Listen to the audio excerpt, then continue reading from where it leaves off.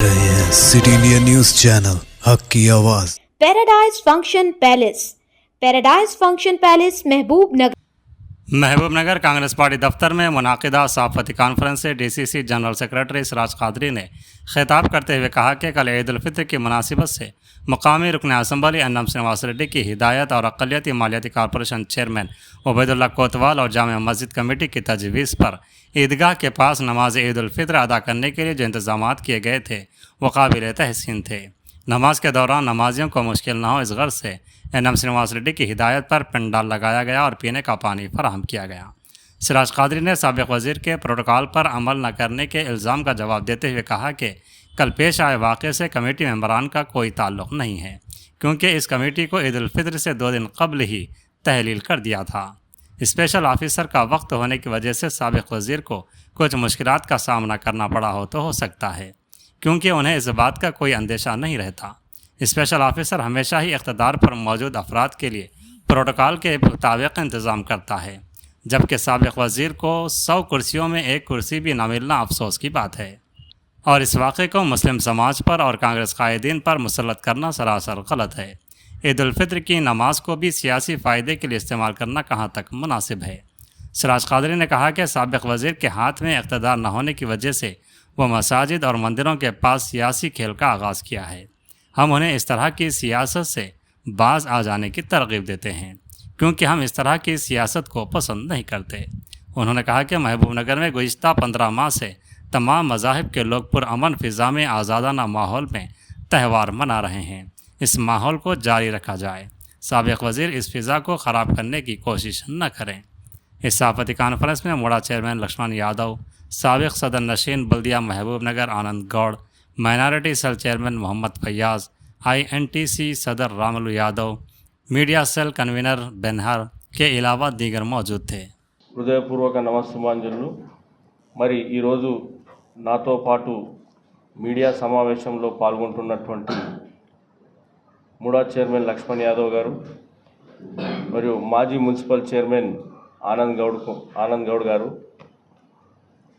Minority cell జిల్లా chairman Fayaz గారు, INTC president Ramulu Yadav గారు, బెన్హర్ గారు, మరి నిన్న ఈద్ ఉల్ ఫితర్ రంజాన్ పండుగ సందర్భంగా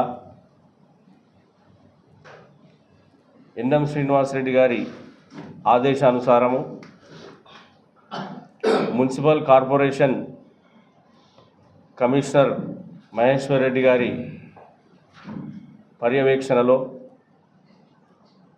మరి మా మైనార్టీ కార్పొరేషన్ రాష్ట్ర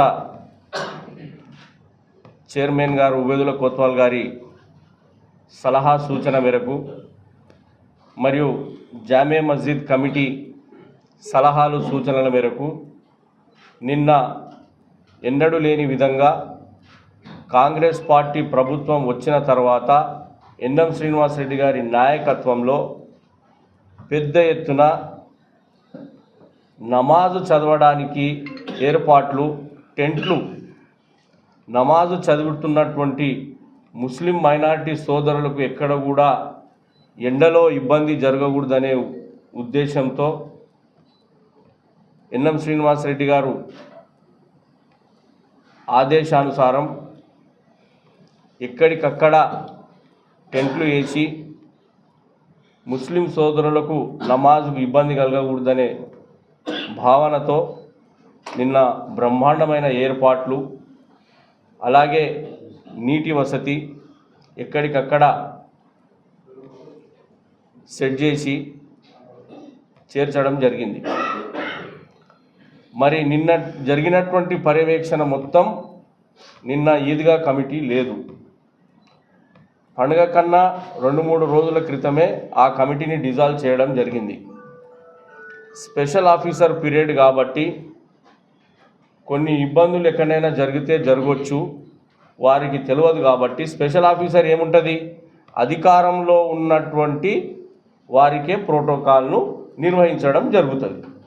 కాబట్టి అలాంటి దాంట్లో మాజీ మంత్రివర్యులకు ఏదైనా ఇబ్బంది కలిగి ఉండింటే కలగొచ్చు. దానిలో ఎవరి ప్రమేయము లేదు. సీటు స్పెషల్ ఆఫీసర్ ఏం ఆలోచన చేస్తాడు? ఫస్ట్ అధికారంలో ఉన్నటువంటి ఎమ్మెల్యే గారిని, ఆ తర్వాత ఇంకెవరు వస్తారు? కలెక్టర్ కానీ, ఎస్పీ కానీ, ఇక్కడ ఉన్నటువంటి చైర్మన్లు కానీ, అధికారంలో ఉన్నటువంటి వారు ప్రోటోకాల్ కిందిగా వ్యవహరిస్తారు. ఇక మాజీ మంత్రి గారికి 100 కుర్చీలలో కుర్చీ దొరకలేదంటే దాని తప్పు ముస్లిం సమాజం మీద ఆ తప్పును దొబ్బడం, అక్కడ ఉన్నటువంటి కాంగ్రెస్ నాయకుల మీద దొబ్బడం అనేది సమంజసం కాదు. మీరు అధికారంలో ఉన్నప్పుడు ఎవరినైనా గౌరవించి ఉండింటే అది ప్రజలు చెప్తుంది.